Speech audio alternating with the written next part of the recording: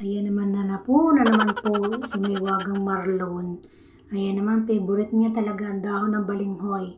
At ayan dyan sa Pag-asa, naggulay na naman siya ng dahon. Ano yan, talbos ng balinghoy, mga kananay. Favorite talaga naman itong may tato na to.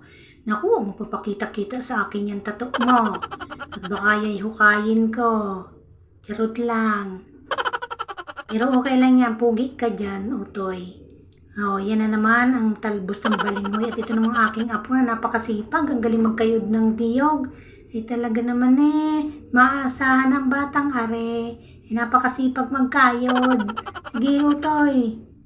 Oh, sige, punta naman dito. Gayat naman siya ng ricado. Ayan yan, bawang, luya. Oh, yan, ang talas-talas ng kanyang panghiwa.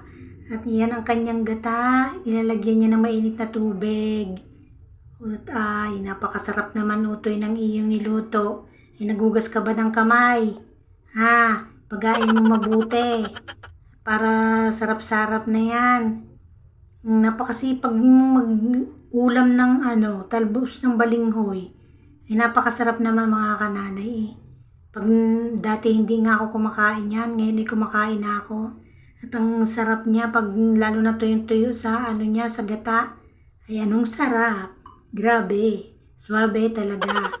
At itong aking Marlon naman na napakapugi kung na to. Pamangkin ay talagang napakasipag maggulay.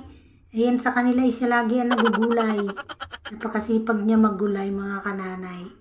Oh, bilisan mo dyan na tayo ay makakain na ha. Ang lalahok dyan mga kananay ay dati diles. Ngayon ay ang ilalahok naman niya ay yung sinaing na tulingan. Ayan. Sinama-sama na niya. Wala na talagang pangalawang gata. Ganyan siya magluto. Diretso na yan para pamamantikain niya yan dyan mga kananay. Dahil patutuyuin na niya yan sa gata dyan. Wala nang pangalawang gata. Wala nang pangatlo. Wala nang pang-apat. Isa lang. Charot. Ayaw tayo. Bilisan mo dyan. At nagugutom na si Nanay Ile. Mahirap pa naman na iyon ay nagugutom. At sumasakit ang sikmura. Ayan, nilagyan niya ng magic sarap. Ay, diretsuhan na lang talaga Ayan siguro yung pampasarap. Magic sarap. Ayan ang kanyang pinagpagaan ng niyog. At ito ang ilalahok niya, mga kananay. Ay, anong labo? Ayan yung sinaing na tulingan. Oh, sarap niyan.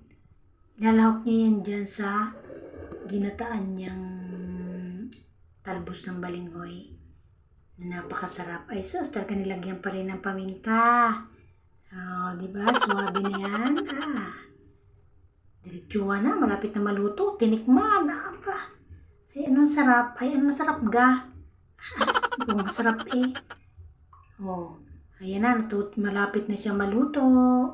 Malapit na maluto. Ayan, suwabe. Ayan, nilahok na rin niya yung